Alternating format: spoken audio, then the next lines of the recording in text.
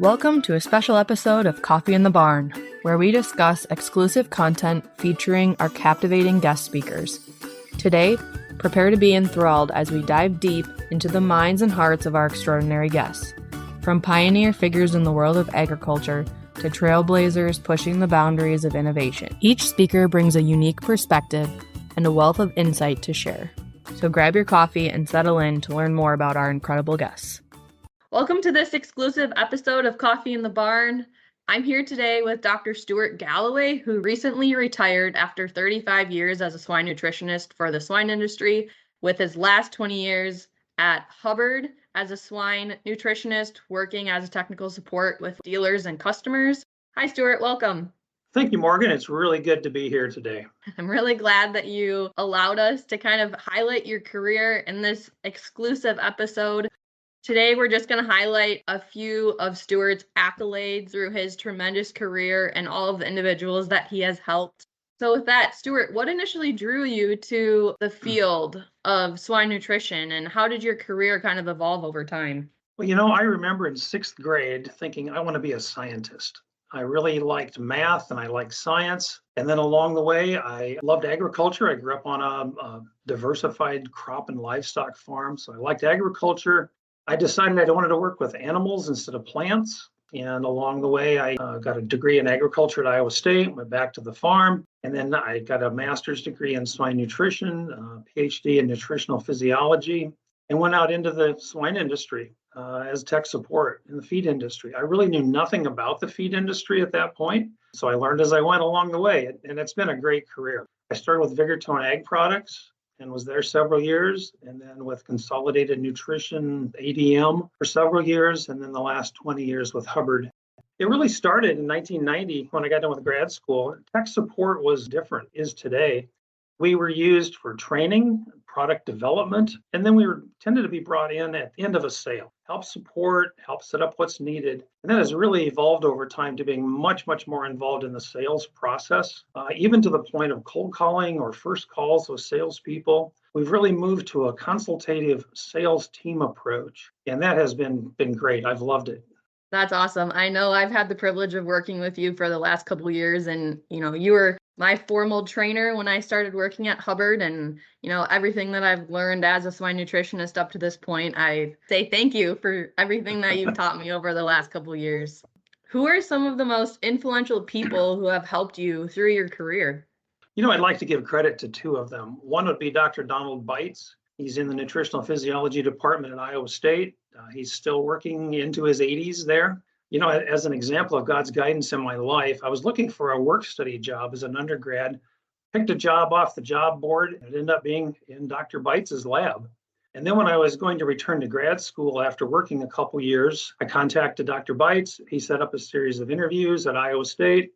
I chose swine nutrition for my master's degree, but he recruited me over to nutritional physiology for a PhD because he had a series of swine projects that had been funded and needed some swine people on his team. So I did my PhD with him. He was a really good mentor, and he was an especially good counselor.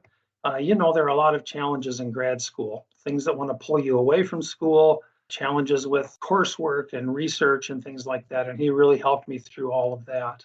The second one would be Dr. Dennis Wilson. And Dennis was the vice president of tech service at Vigortone. And Dennis was a very logical and structured person. And he taught me how to be logical and structured in the field of nutrition and tech service. And I'd say the main thing he taught me that I remember is he helped me to learn to discern the difference between sense and nonsense when we're working with a situation with farmers. The call comes in, the email comes in, and you're given a bunch of information. Some of it's relevant, some of it's not. And oftentimes you really don't have everything you need to solve the situation or to put together an action. And so Dennis really helped me think about what's important, what's not important, and what else do we need, and let's go help that producer. So I give those two guys a lot of credit for, especially my early development in the career. Well, I can imagine that there's probably quite a few people that you're one of their most influential people who has helped them through their career, me included. I know you've worked a lot with different customers and companies and different sizes of operations, but do you have a most memorable moment throughout your career that kind of stuck out to you? For me, I think in a bigger picture, one is just daily learning and transferring information, whether it's to people in sales, whether it's to the customers. You never know what that call is going to be about. The phone rings, it could be everything from a simple question about a product to a very complex situation that's going to have to involve a veterinarian, some people in management, nutrition, all of that together in order to prepare an action plan. I've really enjoyed helping salespeople and dealers grow in their consultative sales skills. And that helps us really work together as a team to solve problems on farms. And then, helping farmers increase their profits, improve their competitive advantage, decrease their risk, and if at all possible, help them make their work easier or their lives easier. And that has become a more and more important aspect through the years. That's wonderful. And this next question kind of ties into that same response, but are there any key lessons that you've learned throughout your career that you've either carried into your personal or professional life? I would say there are three of them. One is treat every person and every situation as important, regardless of their size, because it's important to them.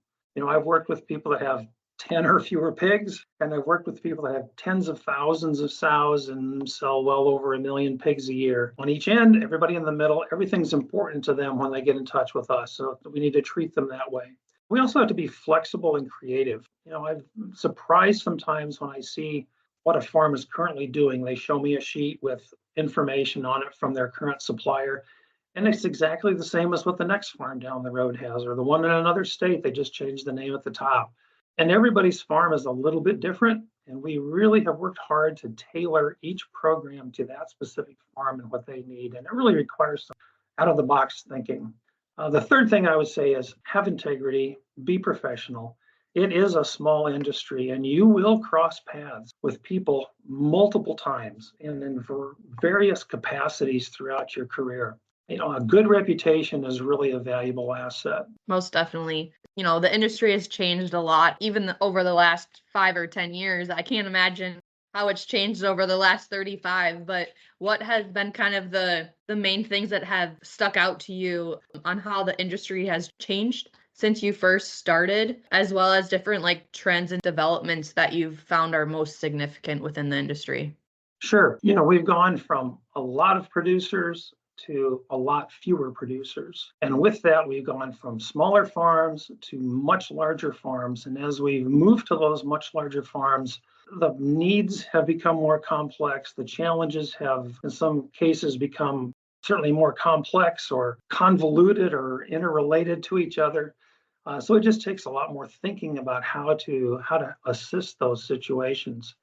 Pigs were traditionally called the mortgage lifters, but today with the higher costs, with the lower profit margins, even a small incorrect decision can have a really negative effect on a farm, or a small real positive decision can have a big impact on the future of a farm. So really thinking about the importance of every decision is something that we need to do all the time. On the other side, it's really exciting to see the young producers coming back. My original plan was to be back on the farm.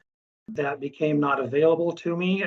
And so I'm really glad to see the younger generation coming back, the sons and the daughters. For the most part, they've had good training. They've had good internships. They're interested in the business. They're interested in production. And so it's great to see them coming back. They ask such good questions when we meet with them.